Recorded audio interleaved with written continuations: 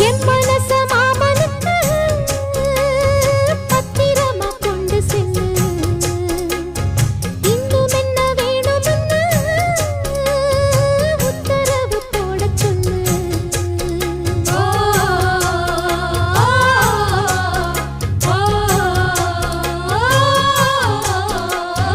கொத்து மஞ்சள் தான் அரைச்சி நித்தமும் நீராடச் சொல்லு.